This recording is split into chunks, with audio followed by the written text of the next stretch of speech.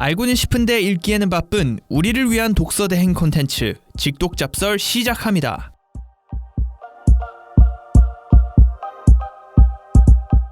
자, 직독잡설 2부 시작하겠습니다. 2부에서도 남국민 기자, 백희영 기자와 함께 할 텐데, 자, 앞서 1부에서는 말콤 맥린이라는 운송 사업자가 시작한 컨테이너화, 그리고 그 컨테이너화가 불러온 엄청난 효과에 대해서 말씀을 드렸습니다. 해상 운송료가 37분의 1 맞나요? 37분의 1로 예, 맞습니다. 줄어드는 엄청난 효과가 있었는데, 운송 비용이 이렇게 줄어드니까 등짐으로 나르는 다른 경쟁자들이 상대가 안 될 거겠죠. 그래서 남국민 기자는 2부에서 그 맥린이 겪는, 이렇게 되게 승승장구할 것 같은 맥린의 회사가 어떻게 어려움을 겪는지 말씀해 주신다고 해서 한번 들어보겠습니다. 자, 어려움을 어떻게 겪나요? 아까 37분의 1이라 그랬잖아요. 그거 엄청난 경쟁력인데, 네. 이렇게 되면 당연히 컨테이너화가 엄청나게 확산이 됐을 것 같잖아요. 그렇죠. 그러니까 1956년에 이제 컨테이너선이 처음으로 항해를 시작했는데, 네. 6년이 지나서 1962년 네. 이때 컨테이너 화물이 전체 중에 몇 프로나 됐을 것 같아요? 6년이 지났을 때요. 한 절반 정도 되지 않았을까? 그렇죠. 그렇게 좋은 산업이니까. 네. 근데 이게 1962년 점유율이 8%였어요. 8%. 8%요. 6년이 지났는데. 네. 근데 이게 뉴욕항에서의 점유율이에요. 아까 제가 맥린의 근거지가 뉴욕항이라고 그랬잖아요. 네. 뉴욕항의 점유율이 8%고, 이건 더군다나 국내 화물만 치셔서 8%거든요. 국제 화물에선 컨테이너화 비율이 0%였어요. 생각보다 엄청 작죠. 그러게요. 그러니까 이게 운송비가 이렇게 적으면 진짜 엄청 확산이 돼야 될 텐데, 네. 낮은 이유가 약간 의아하잖아요. 네. 그러니까 이게 컨테이너를 도입할 때 가장 먼저 어려웠던 게, 네. 노동자들이 엄청 반발했어요. 아까 말씀드렸잖아요. 네. 노동자들의 조직이 굉장히 강했다고. 네. 근데 이 노동자 입장에서도 당연히 이게 딱 아는 거죠. 저 컨테이너 장점이 빨리빨리 기계로 그냥 실어 올리고 내리고 하는 거잖아요. 근데 네. 물론 이때도 컨테이너에 이렇게 크레인을 걸고 뭐 이렇게 밑에를 봐주고 크레인 기사도 있고 당연히 노동력이 들어가긴 해요. 네. 근데 상식적으로도 등짐을 나르는 것보다 훨씬 노동력이 적어지잖아요. 네. 그러면 이제 부도 노동자들은 보면 딱 아는 거죠. 이거 확산되면 내 일자리 사라지겠다. 네. 그러니까 이미 이때도 일자리가 굉장히 부족했대요. 왜냐면 부도 노동은 네. 뭐 힘만 있으면은 어지간하면 이제 큰 노하우 없이 할 수 있는 직업이니까, 그렇죠. 그냥 나는 일자리가 없어 하면은 부도 노동을 하고 싶은 사람들이 굉장히 많아. 그래서 막 그런 십장이라고 해요. 십장 이렇게 한 10명 정도 이렇게 이끄는 그 팀장들이 지금도 이제 공사하는 곳감이 있거든요. 십장이라 그래요? 지금도? 10명, 10십자 써가지고 그러니까, 그거를 이제 지금도? 지금도 그런 말 써요. 그런데 이제 부두에도 그런 분들이 계셨어요. 그러면 이제 막 그분들한테 거의 뭐 그러니까 노조장 네, 노조장 같은 거 그분들한테 선물 막 주고 당연히 그럴 정도였거든요. 어허. 근데 안 그래도 일자리가 부족한데 저 컨테이너 확산되면 당연히 내 일자리 줄어들잖아요. 그렇죠. 특히나 이제 부두 노동자들이 세습도 뭐 할아버지도 부두 노동자, 그렇죠. 아버지도 부두 노동자 이렇게 계속 내려오다 보니까 특히나 더 풀이 적었을 것 같아요. 그렇죠. 그분들끼리 결속력도 엄청 크고 노조 자기는 파업 안 할 거 이럴 수 없잖아요. 그런 그렇죠. 분위기면. 맞아요. 그래서 이분들이 저거 이제 컨테이너 받으면 이제 우리 일 안 한다고 그냥 파업을 계속 하는 거예요. 근데 점유율이 굉장히 낮은 상황이니까 네. 지금 등짐으로 나를 건 몇백 톤이고 컨테이너 한두 개면은 그냥 당연히 그걸 받아줘야 되겠죠. 컨테이너를 안 해야 되겠죠. 그게 이제 가장 어려운 건데, 근데 저는 이 책을 읽으면서 괜히 테슬라 생각을 한 게 아니라 테슬라보다도 먼저 자동차를 먼저 생각했어요. 자동차 공장이랑 비슷한 게 네. 노동자들이 파워가 세지려면 네. 이 공정이 많고 네. 한 명이 멈추면 모두가 멈추는 공장이어야 돼요. 네. 예를 들면 각자 일하는 데선 파업이 위력이 없거든요. 네. 예를 들면 배달 노동 같은 경우는 그냥 너 파업할 거야? 그럼 다른 사람 쓰면 끝이잖아요. 근데 공장 같은 경우는 많은 사람들이 모든 일을 같이 해야 되는데 부두 노동이 딱 그렇거든요. 근데 자동차 노동도 그래요. 그냥 바퀴 라인에서 멈춰버리면 뒤에도 다 서버리거든요. 네. 그래서 딱 그냥 내연 기관차가 비슷하죠. 전기차가 도입되면 내 일자리 줄어드는 건 당연하잖아요. 전기차라는 게 만들기가 엄청 쉽거든요. 그러니까 배터리 기술이 당연히 중요하긴 한데 네. 지금은 내연기관 차 하나 만드는 부품이 수천 개예요. 그러면 라인이 기니까 그 사람들이 다 일을 해줘야 되거든요. 네. 근데 전기차는 그냥 큰 스마트폰이란 말처럼 네. 그냥 그 전자제품에 배터리를 붙이면 굴러가요. 어허. 그 앨런 머스크 공장 같은 경우는 노동자들을 보면 이렇게 영상 보면은 네. 차가 수백 대인데 사람이 한두 명이 이렇게 돌아다녀요. 다 기계가 그냥 자동으로 해요. 그리고 머스크는 한 번도 전자제품 그때 제조업을 해본 적이 없기 때문에 처음에 사람들이 막 엄청 막 비판했거든요. 네. 자동차 만드는 게 쉬운 줄 아냐 이랬는데 머스크가 물론 지금도 엄청 그 실제로 그래서 그거 많이 못 맞췄잖아요. 쇼티지가 기한을. 나고 있죠. 예. 쇼티지도 근데도 그럼에도 불구하고 지금 몇만 대씩을 찍어내는 건 그만큼 전기차라는 게 공정이 쉽다는 거예요. 물론 마감 문제 같은 것도 그쵸, 보면은 그쵸. 테슬라가 되게 마감도 안 좋고 비판 많이 받죠. 자동차 매니아들이. 그 럼에도 불구하고 잘 나가고 생산을 계속 하고 있다는 건 어쨌든 그만큼 만들기가 그냥 상대적으로 쉬워요. 상대적으로 내연기관보다는 쉽기 때문에. 전기차가 얼마나 그 상대적으로 쉬운 기술이라는 증거가 옛날에 그 여러분 다이슨 아시죠? 네. 헤어드라이기랑 청소기로 유명한 데잖아요. 네네네. 근데 거기가 예전에 2015년쯤인가 자기들도 전기차 만들겠다고 했어요. 근데 사람들이 아니 그때만 해도 다이슨이 청소기 회사였거든요. 네. 청소기 회사가 무슨 전기차 이랬는데 그 사장이 이런 말했어요. 전기차라는 건 모터를 단 그리고 배터리를 단 전자제품이다. 우리가 제일 잘 만드는 게 전자제품이고 배터리도 우린 잘 만든다. 그러니까 우린 전기차도 만들 수 있다 그랬거든요. 그러니까 물론 포기하긴 했는데 결과적으로는 그렇죠. 실제로 시제품도 만들어서 7,500억인가 들어가고 시제품이 나왔었군요. 시제품까지 만들었어요.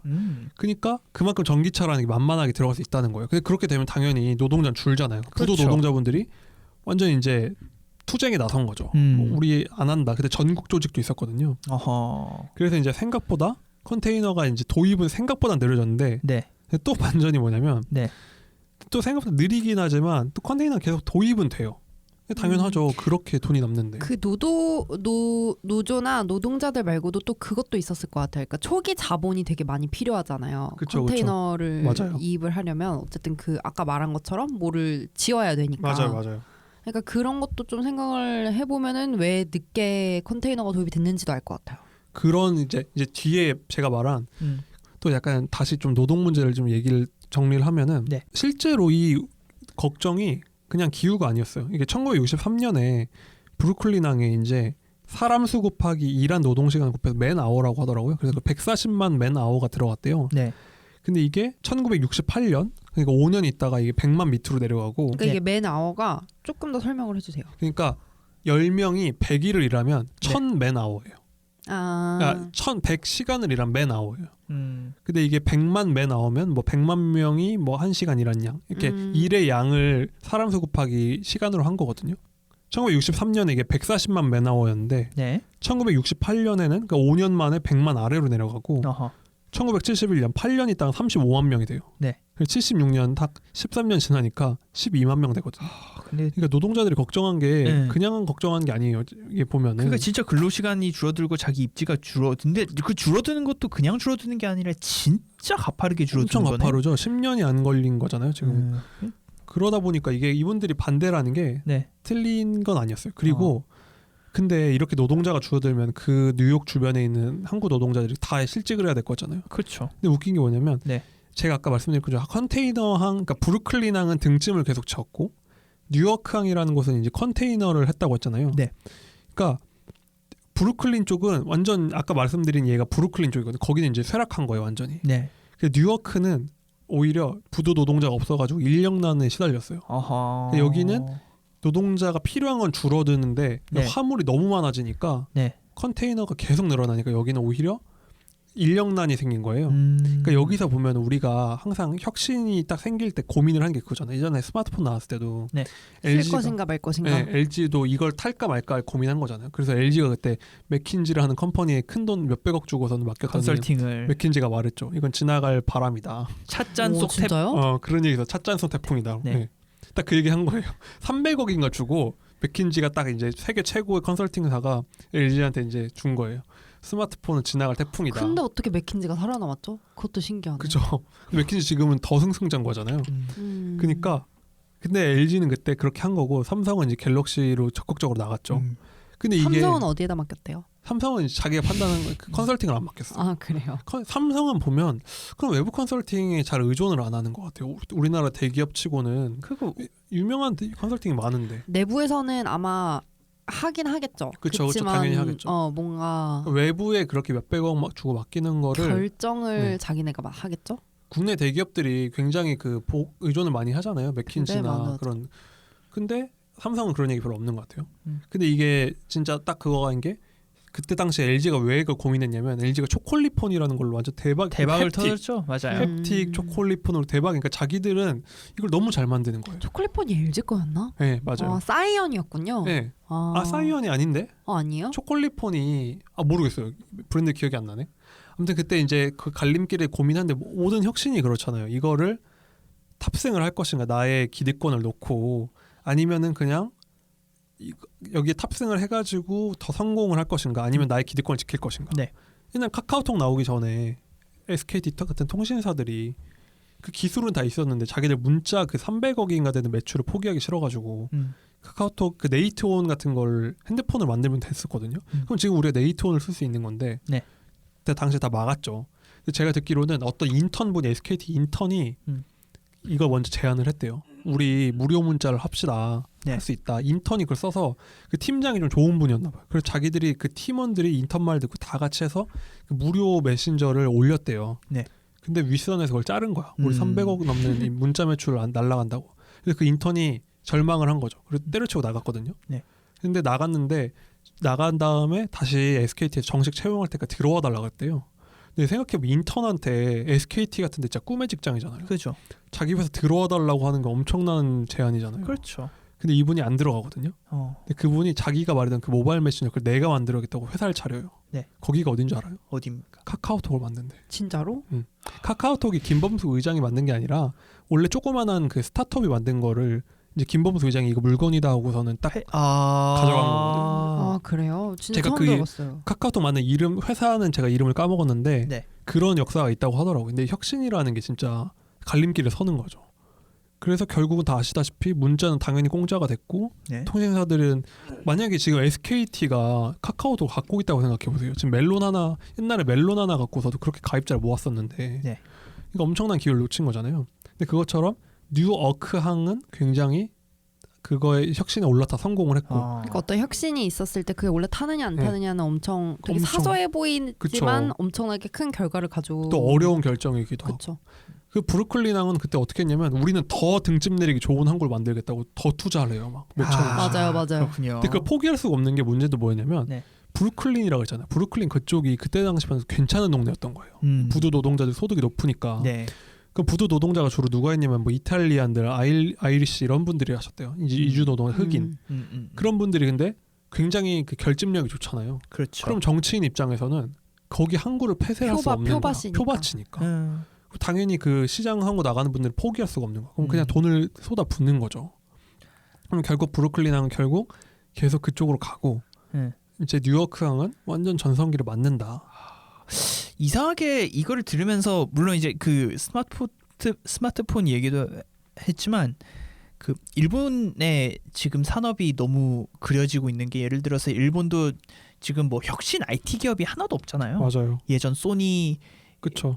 나 이제 미쓰시비나 뭐 이런 거만 계속 그 전통적인 제조업들이 전통적인 산업들을 만들고 IT 기업은 진짜 하나도 없고 그게 일본은 이제 그럴 수가 있었던 게 당시 너무 잘 나갔고 일본은 자기들은 너무 잘 되겠는데 그래서 한국은 추격자 입장이고 그쵸. 한국인들 그게 있잖아요. 일본을 따라잡자는 목표가 있었잖아 우리는. 그러니까 사실 너무 잘 되면 약간 변화를 하기가 쉽진 않죠. 그렇죠. 그리고 어쩌면은 자기가 수많은 변화를 포기해서 지금 1위인 걸 수도 있는 거잖아요. 사실 그 자기 거 계속 잘해서. 그럴 수도 있죠. 근데 어쨌든 그 일본 같은 경우에는 지금도 좀 그런 것 같은 게 어쨌든 화폐를 계속 쓰고 있잖아요. 맞아. 어떤 핀테크 이런 걸 도입을 안 하고 있으니까 그것도 엄청나게 뒤처지는 것 같기도 하고. 일본은 진짜 좀 물론 일본이 보면서 좀 미래가 어렵겠다 느낀 게 뭐냐면 우리나라는 시가총액을 보면은 1위가 삼성전자지만 2위가 계속 바뀌어요. 2위가 뭐 셀트리온이었다, 아니 셀트리온이 아니라 뭐 삼성바이오였다가 뭐 하이닉스였다가 근데 그 안에 순위가 보통 바이오, 셀트리온, 뭐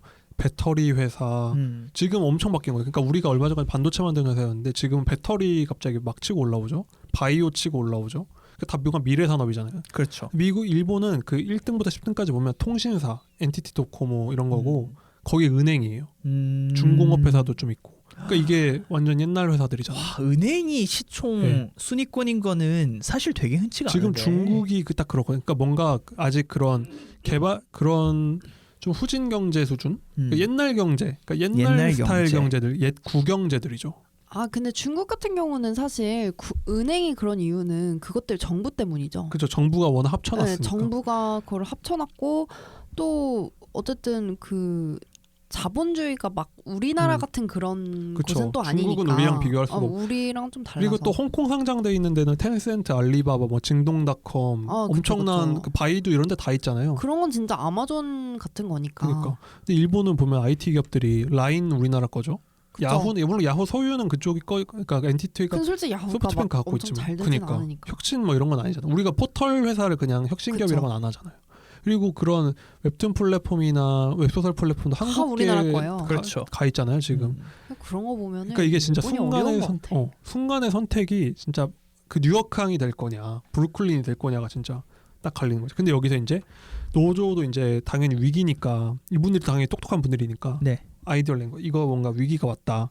그럼 여기 이제 전 미국 뭐 부도 노동자 협회장 이런 분이 계시거든요. 근데 갑자기 슬프다. 우리 회사 얘기하는 것 같아요. 우리도 이제 딱 저는 이거 보면서 우리 회사 생각을 했죠. 우리 회사 같아요. 그래서 딱 우리가 이제 올드 레거시잖아요. 말이 좋게 하면 올 레거시고 올드 미디어인데, 근데 이제 기술이 등장했을 때 네. 노동자들 선택을 해야 되잖아요. 그렇죠. 어떻게 해야 될까요? 노동자 협상을 해요. 어허. 어떻게 협상을 하냐면 이렇게 보면은 컨테이너를 도입하면 네. 전체적인 부가 증가하는 건 확실하다. 근데 그걸 내가 못 먹으면 내가 왜 양보를 해줘야 되냐? 그러면 사업가 입장에서도 내가 100을 더 벌려면 30을 줘야 되면 30을 주는 게 맞는 장사잖아요. 그렇죠. 그건 협상에 들어가요. 그래서 1960년에 이름이 엄청 특이한데 기계 근대화 협정이라는 걸 맺거든요. 네. 그 부도 노동자 연합이랑 선사들이랑 기계 근대화 협정을 맺는데 정리하면 뭐냐면 선사가 한 500만 달러를 내고, 네. 그러니까 이게 앞으로 더 벌 만한 수익에서 일부러 떼준 거죠. 네. 그걸로 퇴직금을 막 주고 네. 연금도 주기로 해요. 노동자들한테. 그 대신 우리는 이제부터 마음껏 컨테이너를 드리겠다는 거예요. 네. 그러니까 자기들이 500만 주고 컨테이너로 한 1000만을 벌면 자기들 남는 장사잖아요. 그렇죠. 노동자들 입장에서는 가만히 있어서 잘리느니 퇴직금을 받고 나가야겠다라는 생각이 드는데 우리나라도 은행들 요즘 구조조정 엄청나잖아요. 근데 그렇죠. 은행이 수익이 요즘 엄청 많이 나요. 사람들이 잘 모르는 게 우리나라에서 신한은행, 신한지주 같은 데가 수익이 거의 수익순으로 탑5 안에 들고 우리나라 기업들. 어허. 왜냐면 예를 들면 아직 삼성바이오 이런 데가 돈을 버는 회사들은 아니에요. 다. 뭘로 돈 벌죠? 은행들? 그쵸. 이자 마진으로. 이자로? 근데 엄청 장사를 더 잘해요. 왜냐면 그분들이 다 증권사도 갖고 있죠. 보험사도 갖고 있죠. 요즘 증권 얼마나 잘 돼요. 그죠. 그러니까 이분들이 근데도 사람을 줄이는 거예요. 자기들 지금 돈 벌 때 사람을 왕창 내보내서 우리도 이제 카카오뱅크랑 싸워야 된다라는 결정을 한 거죠. 근데 이분들도 그 딜에 성공을 해요. 어허. 근데 여기서도 우리가 배워야 되는 게 네. 예를 들면 내가 어떤 사업을 하는 사람이 기술이 생겼어요. 그럼 노동자가 이제 필요가 없어졌어. 근데 만약에 그럼 니들 그냥 나가라니까 계속 싸우면 이게 앞으로 나아가지 못하는 거예요. 근데 이분들은 딱 양보할 거 양보하고 빨리 다음 스텝으로 넘어간 거죠. 근데 그러면서 동부에서는 굉장히 이게 활성화가 되기 시작합니다. 컨테이너가 이제 가속화를 하기 시작하는 거죠. 그렇군요. 그러면 이제 뭐 컨테이너가 잘 될 일밖에 안 남았겠네요. 이렇게 협상도 잘 되고 그랬으니까. 근데 이게 컨테이너는 확산이세요. 제가 말한 것처럼. 네. 근데 문제는 우리의 주인공 맥린은 네. 굉장히 돈을 못 벌었어요. 왜요? 맥린이 처음 시작하고 6년 동안 한 번도 돈을 못 벌었거든요. 왜냐면 아까 백형 기자 말한 것처럼 이게 사업이 딱 봐도 투자를 너무 많이 해야 돼. 그쵸. 왜냐면은 예를 들면 제가 컨테이너를 처음으로 띄웠어요. 네. 근데 옆에서 해운 선수가 저거 괜찮은데 하고 나도 배 사가지고 컨테이너를 띄워버리는 거예요. 근데 이미 항구도 만들어놨고 시스템도 맥린이 개발해놨잖아요. 네. 그럼 나는 더 좋은 배를 만들어서 너보다 더 빠른 배로 더 큰 배로 날르면 되겠다 하는 거예요. 그러면 맥린도 왜냐면은 한 배 많이 실을수록 운송료가 낮아지잖아 당연히. 그렇죠. 왜냐면 배 띄우는 비용은 크게 뭐 더 실른다고 더 많아지는 건 아니니까. 네. 그러니까 이게 계속 경쟁이 붙는 거야. 난 더 큰 배, 더 큰 항구, 더 큰 크레인을 계속 짓는 거야. 맥린이 여기 보면은 막 빚이 몇백 프로예요. 그 자산의 몇 배씩 빚이 있거든요. 네. 그러니까 돈이 얼마나 많이 들었냐면은 중간에 여기에 레이놀즈라는 회사가 나오거든요. 이게 담배 회사래요. 네. 근데 옛날에는 담배 회사를 돈 엄청 잘 벌었죠. 지금도 잘 벌지만 그렇죠. 지금보다 훨씬 잘 벌었겠죠. 그쵸. 그때는 훨씬 잘 벌었죠. 지금 뭐 그때는 이런 규제도 없고 그러니까 네. 이분들이 돈이 너무 썩어가지고 쓸 데가 없는 수준이었던. 근데 이러다 보니까 저 컨테이너 괜찮은 거. 왜냐면 이분들이 수출도 하니까 네. 나도 수출하고 난 돈이 많으니까 내가 막 돈을 넣어가지고 뭐 그 큰 배 만들고 하면 되겠네 했는데 이분들이 나중에 포기해요. 이건 도저히 나도 이 돈은 못 되겠다 하면서 거의 그 정도예요. 그 정도로 돈이 드는 거예요. 왜냐면은 문제가 뭐냐면 네. 애플 같은 경우는 어느 정도 투자를 하면은 더 이상 이게 물건 자체가 다르잖아요. 네. 그러면 이제 이 경쟁을 더 이상 돈을 쏟아부을 필요가 없어. 그냥 광고 열심히 하고 브랜드 관리를 하면 되는 건데 네. 컨테이너는 그냥 실어가지고 보내고 끝이기 때문에 우리가 해외여행 갈 때 비행기표 그냥 어떻게 해요? 그냥 시간 맞고 싼 거 타잖아요. 그렇죠. 그러니까 더 싼 비행기 해야 되는 것처럼 그 사실 이분들- 컨테이너가 만들기가 그렇게 어렵지가 않잖아요. 그러니까 그게 포인트인 그렇죠. 것 같아요. 컨테이너 배도 만들기 어렵지 않고 그러니까 돈만 있으면 어쨌든 누구나 다 뛰어들 수 있는 그런 사업이다 보니까 그렇죠. 여기저기서 다 뛰어들 수 있게 되는 거죠. 그래서 이게 자본의 저주라고 할 수 있는 거죠. 전기차 얘기 다시 돌아가면 전기차 아까 말한 거 만들기 쉬우니까 무슨 생각하겠어요. 지금은 테슬라 지나 저 테슬라다 하잖아요. 근데 전기차를 보편화시키려면 이렇게 연결이 된다. 네, 이렇게 연결이 되는 거죠. 근데 지금은 테슬라가 아직 비싸잖아요. 그렇죠. 그러니까 보조금을 받아야지 이제 좀 내연기관이랑 비슷한 가격인데 그래도 많이 싸지지 않았나요 이번에? 뭐 이번에 2천만 원짜리 네, 뭐 Y인가 3천, 낸다고 3천 하더라고요. 뭐이 정도. 네. 근데 앞으로 이걸 보급시키려면은 엄청 많이 만들어야 돼요. 지금 그 현대차가 전성기일 때 800만 대 만들었거든요. 800만 대 그러니까 1위 회사가 아닌데 800만 대씩 찍어내. 왜냐면 800만 대를 만들면 가격이 낮아지니까 규모의 경제. 규모의 경제죠. 네. 예를 들면 철강을 사와도 우린 800만 대치를 한 번에 사오니까 딜이 되는 거고. 네. 근데 전기차는 이게 더 피 튀기는 거죠. 만들기 어렵지 않다 그랬죠. 근데 지금 전기차 업계에 테슬라만 있는 게 아니잖아요. 벤츠, 그렇죠. BMW, 맞아요. 현대차, 아우디. 다 만들 그럼 거예요. 막 지금. 중국에서도 막 많이 나오고 있어요. 그렇죠. 네, 중국도 지금 자기 BYD라는 회사가 지금 맞아요. 유명하잖아요. 네, 맞아요. 그럼 중국에서 찍어내기 시작한다고 생각해 보면 이게 앞으로도 수십 년 동안 계속 돈을 투자해야 될 거예요. 지금 저런 몇만 대 공급으로는 안 될 거거든요. 어허. 예를 들면 현대차가 한 100만 대 찍어가지고 대당 1,000만 원에 판다고 생각해 보세요. 그러면은 경쟁이 안 되는 거죠 사람들한테는. 그러니까 이것처럼 전기차 같은 거 물론 이제 테슬라의 이번에 진짜 실제로 그 전기차가 나왔잖아요. 타이칸.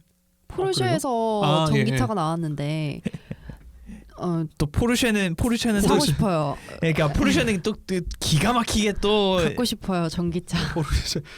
우리 이번에 구독자 대 증가를 이룬 또 명품 네, 방송으로 그쵸. 소비와 명품의 여러분들 한 1억 한 4천 정도 했던 전기차? 것 같아요. 네, 전기차. 그것도 보조금 나오나요? 안 나오죠. 당연히 안 그렇게 주겠지. 고가는 안 나와요. 근데 그 탄 사람들이 하는 말이 있어요. 어떻대요? 전기차가 아니다. 포르쉐다. 에이. 너무 잘 나가서. 원래 3초 만에 100km. 근데 전기차가 좀 못 나간다 이런 얘기는 있긴 하는데 아니요. 전기차가 훨씬 잘 나가요. 그래요? 전기차 안 타보셨구나. 왜냐면은 뭐 겨울 되면 힘 떨어진다 뭐 이런 얘기 있고 전기차 안 타봤죠? 아니 버스 전기 버스 아니 직접 안 몰아봤죠? 안 몰아봤죠. 저는 쏘카레오 전기차를 엄청 몰아봤어요.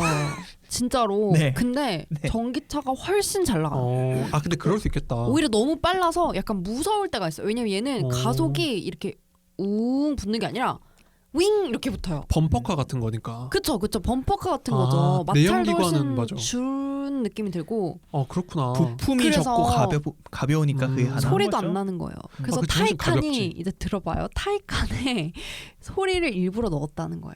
모든 요즘 전기차는 다 그렇대요. 그래요. 아니 우주선 소리. 아. 웽 이런 소리를 내는 거예요. 네. 근데 새로운 경험이겠다. 옵션이에요, 옵션. 그걸 그것도 돈을 내고 한 그 소리를 2천만 넣어야 원 돼. 내면 이제 우주선 소리 넣어주고 하나? 그 정도 아니고 한 100만 원 뭐 이 정도였던 것 같아요. 잘 기억이 안 나는데 아무튼 네. 그걸 꼭 넣고 네. 그거는 자기한테는 안 들려. 근데 밖에 있는 사람들은 들리는 거예요. 그 우주선 소리가. 네. 그래서 차가 오면 그 우주선 소리를 내면서 이 차가 도착하는 거죠. 웽 이렇게.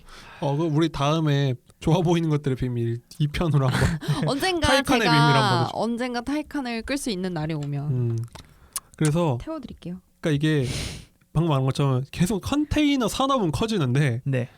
맥리는 돈을 못 벌어요. 맥리만 못 버는 게 아니라 네. 남들도 다 돈을 못 버는 거야. 이 시장에서 아무도 돈을 못 버는. 근데 비슷한 사례가 전기차만 이게 인류 역사에 반복되는 잔혹사인 게 네.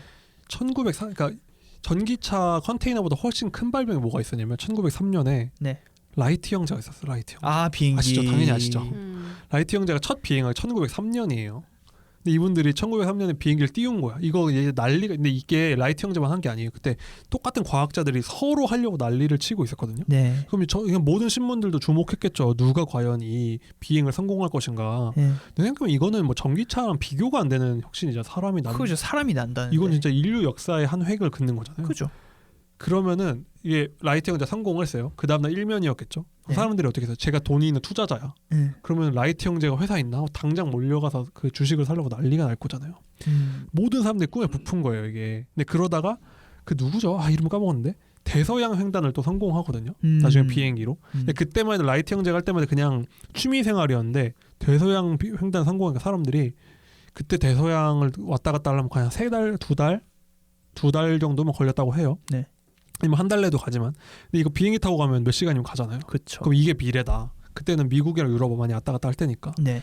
돈을 엄청 퍼붓고 비행기 회사들도 많이 생기고 투자를 해요. 근데 워런 버핏 이 이렇게 말했어요.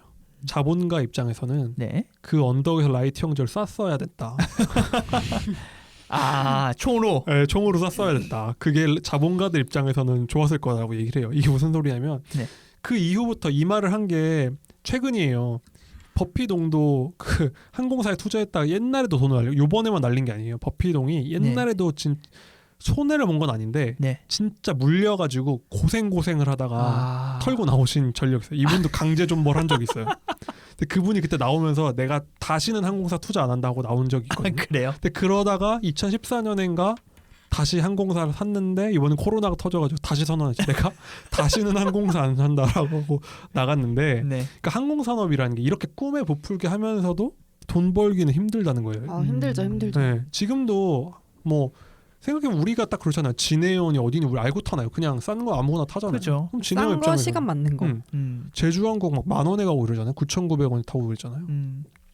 그러다 보니까 이 해운업이라는 게 절대 컨테이너의 혁명이 네. 회사들한테 좋은 거, 주주들한테 좋은 게 절대 아닌 거죠. 그러니까 이제 산업 자체는 좀 규모가 커지고 성장을 해도 회사들은 돈을 벌기 힘든다는 얘기네. 그렇죠. 그래서 또 맥리는 열심히 빚을 계속 져요. 그러니까 레이놀즈 돈도 가져오고 빚도 계속 지고 막 하면서 네. 이분이 경쟁을 어떻게 해서 그래서 더 큰 배를 만들죠. 그래서 처음에는 컨테이너가 몇십 개 실리는 배였는데 네. 아예 배를 막 몇 대씩 주문을 해가지고 몇백 개 쌓이는 배를 주문을 해요. 왜냐면은 상대를 이기려면 내가 엄청 큰 배로 그냥 싹쓸이를 해버려야 되는 거예요. 네. 그런데 그럼 상대가 가만히 있나요? 상대도 그렇게 하죠. 그래서 이 경쟁이 짓을 붙는 거죠. 네, 계속 왔다 갔다 하다가 네. 이제 거의 뭐 죽을 똥 살 똥 하는 거예요. 그러다가 그 고생을 하다가 그래도 맥린의 인생에 또 한 번 서광이 비칩니다. 뭔가요? 한 번 기회가 오는데 네. 1960년대에 네. 베트남전이 일어나요. 전쟁이 일어났군요. 전쟁이 일어나요. 네. 그 한국 전쟁도 마찬가지지만 미국 입장에서 베트남이면 지구 한 바퀴 거의 돌아야 되잖아요. 그쵸. 그런데 거기 베트남전이 엄청 오래 싸웠고 미군도 막 몇십만씩 가 있었잖아요. 근데 그 먼 땅에 몇십만의 미군을 보내가지고 해야 되는데 네. 이 문제가 뭐냐면 베트남이 지도에 보면 이렇게 길쭉하게 생기고 해안이 기니까 우리 생각에는 베트남은 항구도 많고 뭐 그렇겠다 싶잖아요. 네. 베트남이 웃긴 게 이 사람들한테 아쉬운 건데 굉장히 수심이 얕아요. 다 이게 전반적으로 수심이 얕거든요. 네. 근데 항구가 수심이 얕으면 큰 배가 될 수가 없어요. 그죠. 이게 배가 무거우면 눌려가지고 그 수면 밑으로 들어가 흘수선이라고 하더라고요. 그 흘수선이라는 게 높아지면 배를 접안을 못하는 거예요. 근데 그게 하노이 그 사이공항밖에 없었대요. 그러니까 이런 큰 배가 될 수 있는 항이. 그러면은 몇십만의 미군이 써야 되는 물자가 그 사이공항 하나로만 가는 거예요. 네. 그럼 생각해보세요. 그 70만 명인가가 됐다는데. 병목 현상 장난 아니에요. 그렇죠. 그러니까 완전히 여기서 그 얘기 보고서 중에 지금 사이공항 완전 쓰레기장이라는 얘기가 있을 정도거든요. 그냥 배들이 오면 그냥 거기 바깥에서 몇 달씩 기다렸대요. 그냥 자기 부를 때까지. 그러면 근데 문제 뭐냐면 그 부두 노동자들 다 네. 베트남 사람들이잖아요. 그렇죠. 그분들이 와가지고 일 열심히 하겠습니까? 그냥 하죠. 대충 하고 뭐 훔치기도 하고 누워 있고 그리고 자기들 박스 어디 있는지도 모르는 거예요. 이 박스 어디 있는지도 모르고 그냥 막 개판이 난장판이 되는 거죠. 네. 근데 맥린이 돈을 못 벌어 어떤 사람입니까? 이거 돈 냄새가 난다. 딱 이거 바로 컨테이너가 솔루션입니다 하고 이제 국방부에 딱 이제 제안서 들고 가는 거죠. 네. 그래서 맥린이 진짜 추진력이 장난 아닌 사람이라 네. 베트남으로 바로 날아가요. 야. 베트남으로 바로 날아가서 거기에 이제 네. 군수 이런 담당하는 분이랑 딜을 하는 거예요. 내가 이게 컨테이너가 답이 있다. 근데 군대라는 데가 엄청 보수적인 쪽이잖아. 그죠. 근데 이 엄청난 변화를 해 자기들이 봤을 때는 야 그래도 어찌됐든 사람 짐 다 이렇게 나른 거 군대 다 이렇게 했어 하면서 기다리고 있었는데 네. 이제 국방부에서 봐도 이건 아니다 싶은 네. 거예요. 근데 그때 당시에 국방부 장관이 맥나마라라고 네. 굉장히 유명한 국방부 굉장히 유명한 장관이죠. 장관이죠. 이 사람 미스터 컴퓨터였어요 별명이. 그래요? 이분이 그런 현대적인 그런 행정 체계를 이런 적용한 첫 국방장관 이렇게 불리거든요. 그러니까 이런 몇십만 명을 딱 그 컴퓨터처럼 착착착 계획을 해서 물류를 갖다 놓은 도사였다는 거예요. 근데 이분의 입장에서 봤을 때, 네. 이거 말이 되잖아요. 예, 컨테이너라는 게. 네. 그래서 결국은 도입을 합니다. 그래서 맥린이 또 거기다가 네. 컨테이너를 또 왕창 투자해서 네. 자기 물건을 딱 받아가지고 갖다 놓는데 역시나 이게 완전히 그 여러분 보면 그 개비스콘 짤 아시죠? 인터넷에 보면 해소. 해소되는 것처럼 네. 사이공항이 확 개선이 돼 버리는 거 그냥. 그래요. 그러다 보니까 물류 개선이 되고 맥린이 진짜 사이즈가 큰 사람인 게 네. 사이공항이 제가 아까 항구가 하나 있었다 그랬잖아요. 그렇죠. 이거는 하나 하면 안 된다. 네. 우리 항구를 새로 만들자고 제안을 해요. 항구를 만들자고 아예 제안해요. 왜냐면 사이공항은 그냥 등짐지고 이런 것까지 되는 항구니까 네. 우리 컨테이너 항을 하나 더 만듭시다 해요. 이야. 아예 허 벌판에다가 항구를 새로 만들어가지고 네. 근데 아까 수심이 얕다 그랬잖아요. 그럼 네. 이거 어떻게 해결하냐면 네. 저 멀리다가 그 컨테이너를 내린 시설을 만들고 네. 거기서 다시 컨테이너를 무트로 가져가는 것만 왕복하는 걸 만드는 거예요. 이것도 완전히 그래서 떠다니는 항구를 하나 만든 거예요, 이분이.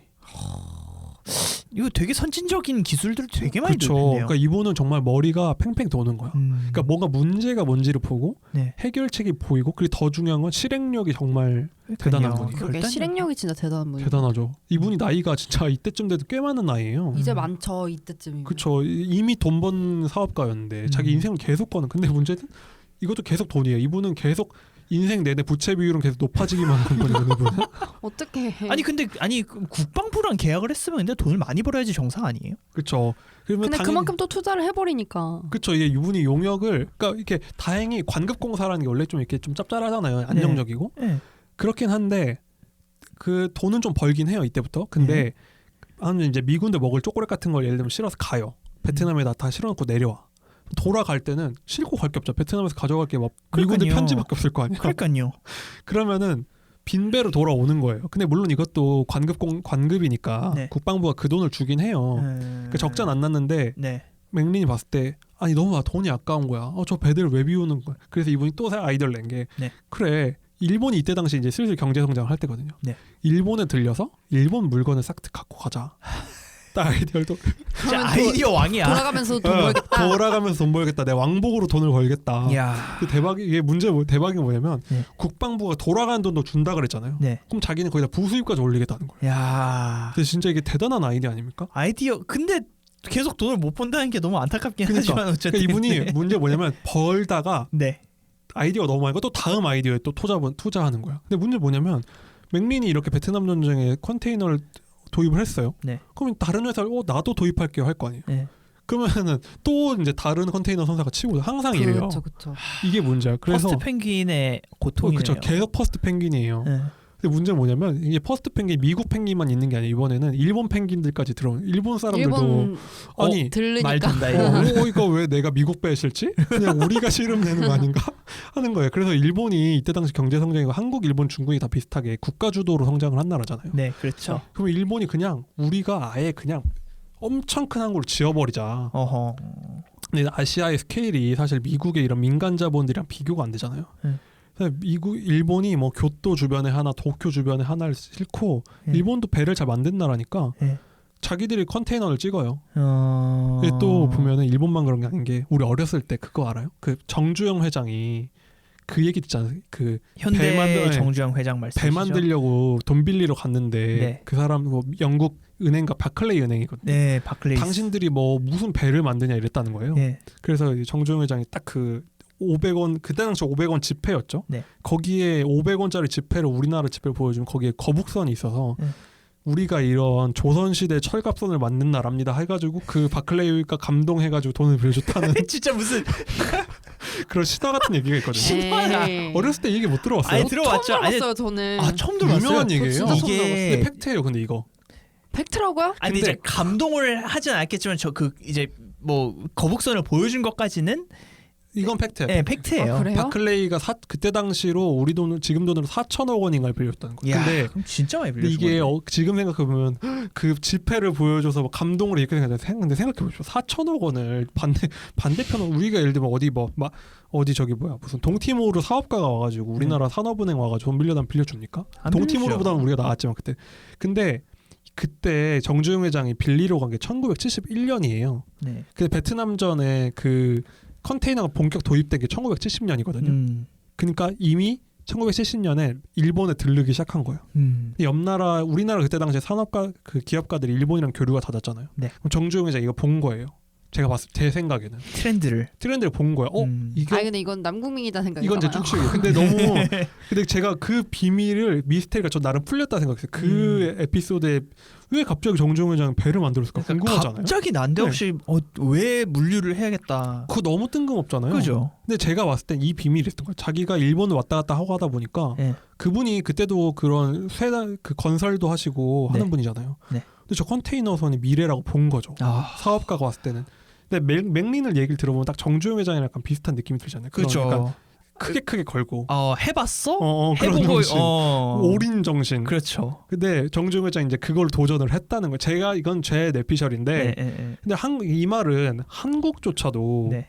그때 당시 한국은 이거는 정말 한국은 올인인 수준인데도 그냥 저 변방 작은 나라까지 컨테이너를 해볼 만하다고 도전한 거예요. 근데 정주영 회장은 왜 만들었냐면 네. 제가 들었는데 의외로 조선사 다니는 분들 중에 건설사 출신 분들이 많이 가 계시는 거 알아요? 아, 그래요? 건설이랑 알아요. 조선이 굉장히 비슷한 산업이에요. 어떻게 비슷한? 그냥 조선은 어떻게 쌓냐면 조선은 쌓아서 만들거든요. 네.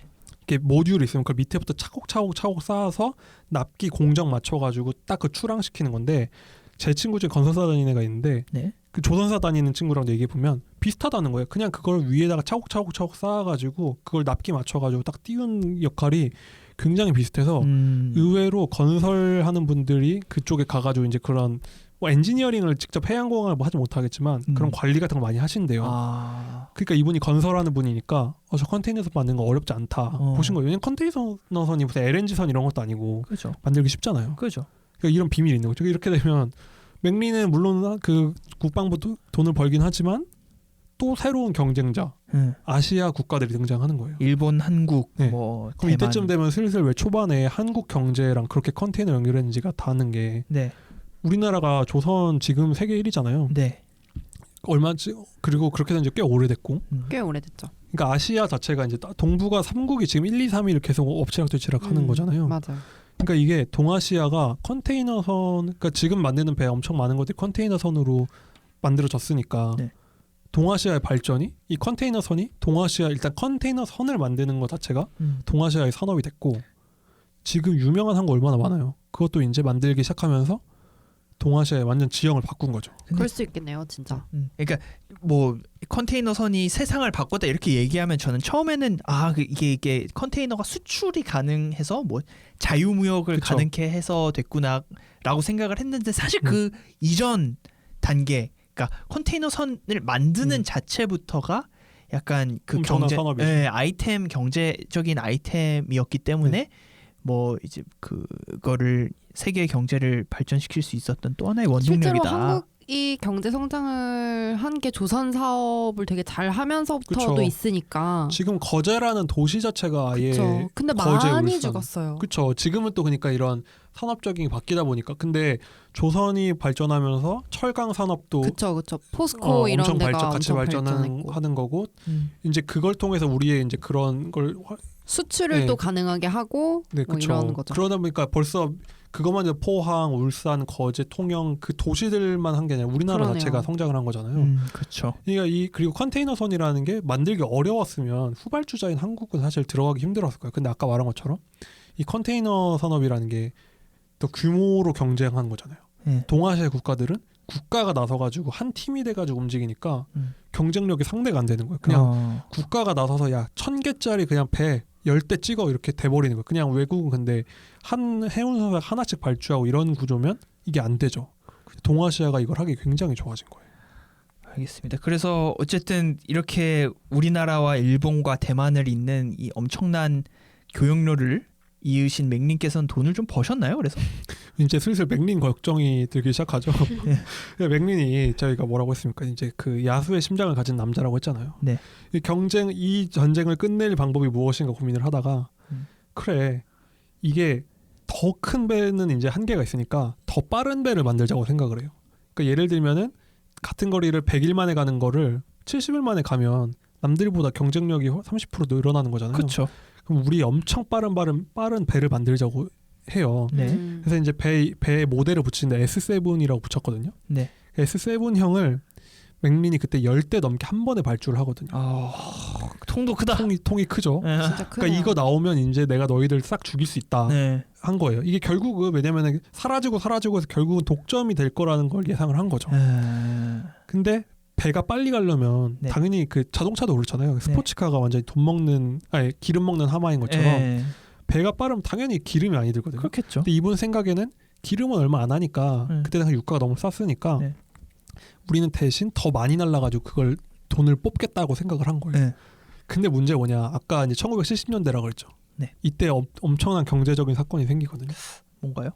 오일 쇼크가 터집니다. 아, 오일 쇼크가 터져가지고 이분은 그냥 운이 별로 안 좋은 그러니까요. 분이네요. 아, 진짜 하는 것마다 이렇게 운이 안 그러니까 좋을 수가 이게 있지? 뭔가 이번엔 진짜 재앙이 된 거예요. 이게 자기가 다음 풀베팅을 했는데 이게 네. 사실 그 워렌 버핏이 맨날 하는 말이 네. 그분이 원칙이 2개 있다고 하죠. 첫 번째 원칙 돈을 잃지 마라. 네. 두 번째 원칙 첫 번째 원칙을 잃지 마라라고 하거든요. 그분이 인생이 지금 90 거의 100살 다 돼가잖아요. 네. 그분의 자기 인생은 그분 투자를 지금 아마 한 70년 넘게 하셨을 거거든요. 네. 자기의 성공 비결은 실패하지 않은 거라고 하거든요. 한 번도. 근데 이거 투자하는 분들도 주변에 왜 개인 투자자분들 막 유명한 개미들 있잖아요. 근데 그분들 중에 결국은 실패한 경우가 많은 게 네. 사람이 많이 벌어도 계속 많이 베팅하면 언젠가 한 번 죽으면 러시안 룰렛이 그렇죠. 한 번 머리에 총 맞으면 끝나는 것처럼. 그죠. 근데 이분도 그 풀 베팅이 대실패를 한 거예요. 아, 그렇군요. 계속 이런 베팅을 하는 게 성공하면 좋지만 결국 실패를 하신 거죠. 그래 원래 사업 중에 네.